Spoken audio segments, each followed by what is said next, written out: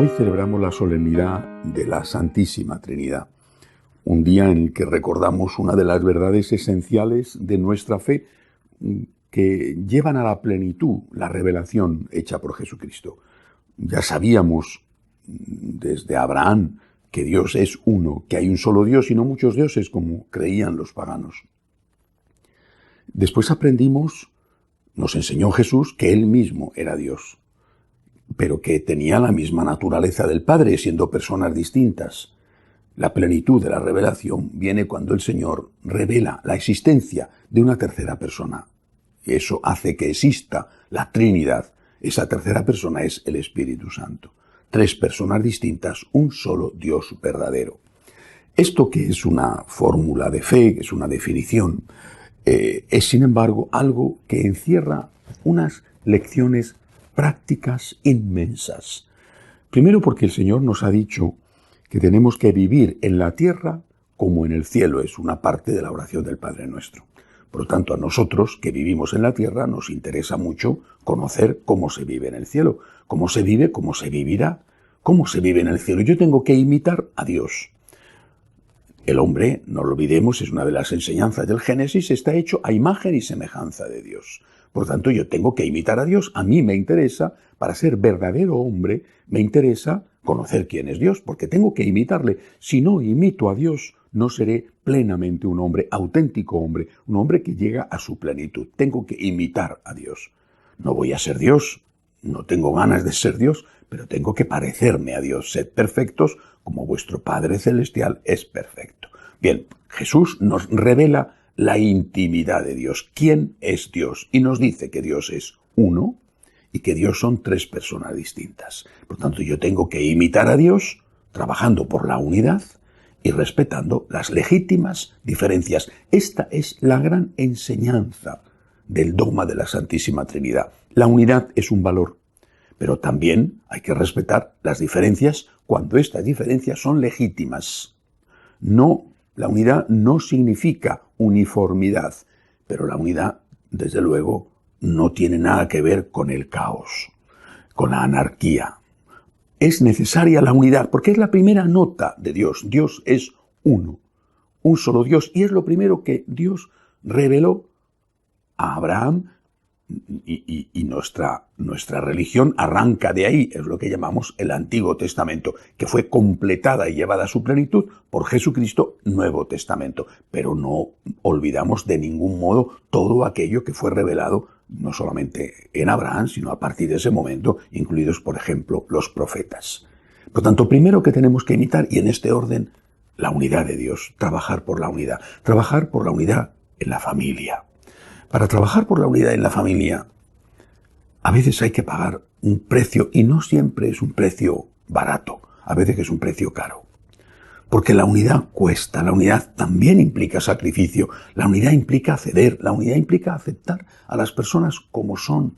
No pretender que las personas sean como tú quieres, sino aceptarlas como son. Eso lógicamente no significa aceptarlas con sus pecados y apoyarlas en sus pecados. Aceptarlas como son, como Dios nos acepta a nosotros, que quiere que cambiemos, que nos está estimulando continuamente al cambio, que continuamente nos pide la conversión, pero que nos ama tal y como somos. La unidad en la familia implica abrazar la cruz. Sin la cruz no puede haber unidad en la familia. ¿Por qué? Porque no puedes pretender que el otro sea como tú, y tú no puedes ser nunca como el otro. Y el otro tiene defectos, y tú también los tienes. Y el otro tiene una manera de ser que a veces te fastidia, y tú tienes una manera de ser que a veces le fastidia al otro. Eso implica, por lo tanto, saber ceder. No significa que haya que ceder en todo, porque en la vida hay límites. Por ejemplo, una esposa no tiene que ceder ni tiene que aceptar que su marido la pegue palizas. En la vida hay límites que hay que respetarlos, pero hay otras cosas, muchas cosas, en las cuales hay que saber ceder. Si no, no se podría vivir en comunidad, no se podría vivir en familia, no duraría un matrimonio o una pareja más de los pocos meses que puede durar el atractivo intenso sexual. Primera cosa, por lo tanto, saber ceder para mantener la unidad en la familia. Y lo mismo en la patria. Hay por doquier. Por ejemplo, en España es clarísimo, pero no es el único sitio. Semillas de división. imitar a Dios uno significa trabajar por la unidad. La unidad es mejor que la ruptura. Claro que eso va a significar aceptar al otro como es y respetar sus legítimas diferencias. Pero esas legítimas diferencias no pueden llevar a la ruptura. Y cuando eso no se entiende, el precio que se paga es altísimo. Unidad en la Iglesia. Lo dice el Evangelio de hoy, que el Espíritu Santo nos va a llevar a la plenitud de la verdad. El Espíritu Santo actúa y seguirá actuando en la Iglesia, protegiendo y defendiendo a la Iglesia de los problemas que vienen de fuera y de los problemas que vienen de dentro. Pero tiene que haber unidad. Y tiene que haber unidad en torno a ¿quién? A Cristo. A Cristo. Leía el otro día una frase en un artículo, leía un artículo y una frase me gustó especialmente, que dice: el principal problema de la Iglesia de hoy es la fidelidad a Cristo. La unidad tiene que hacerse en torno a Cristo nuestro Señor. Eso significa en torno a Él como persona, reconociendo su humanidad y su divinidad, en torno a Él y a su mensaje, en torno a su vida y a su mensaje.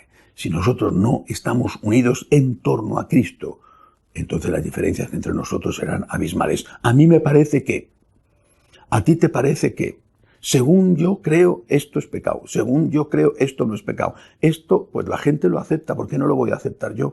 Y cada uno haría su propia moral e incluso su propio dogma. Esto no puede ser. La unidad tiene que hacerse en torno a Cristo. Y el que salvaguarda esta unidad en torno a Cristo, porque para eso le puso el Señor, es el Santo Padre, el Papa, que es el vicario de Cristo. No es el superior de Cristo. Es el vicario de Cristo y tiene la misión histórica extraordinaria, por la cual merece nuestro respeto, nuestra obediencia, nuestro amor, la misión histórica de mantener íntegro el depósito de la fe, el depósito que nos enseñó Jesucristo, el depósito que ha sido transmitido con grandes penalidades y sacrificios, años atrás, siglo tras siglo, 2000 años hasta llegar a nuestros días. Unidad, por lo tanto, en torno a Cristo y en torno a su vicario, que es el que le representa en la tierra y el que mantiene íntegro lo que Cristo enseñó.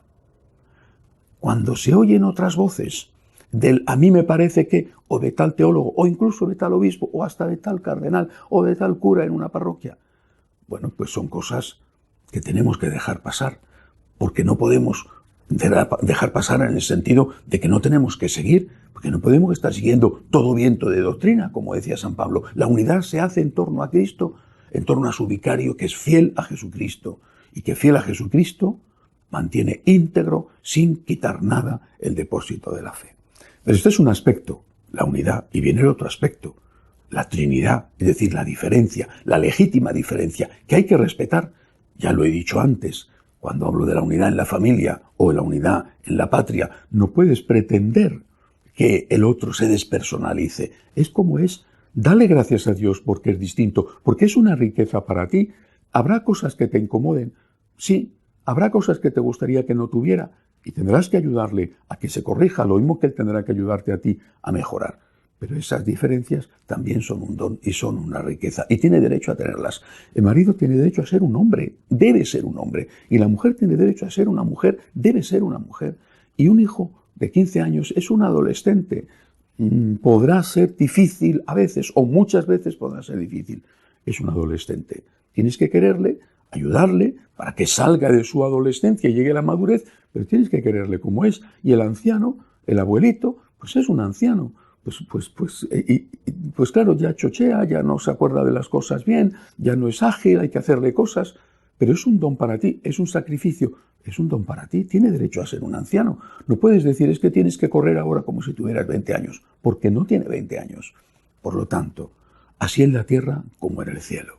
Y en el cielo, unidad y respeto a las legítimas diferencias, en la familia, en la sociedad, en la patria y también en la Iglesia.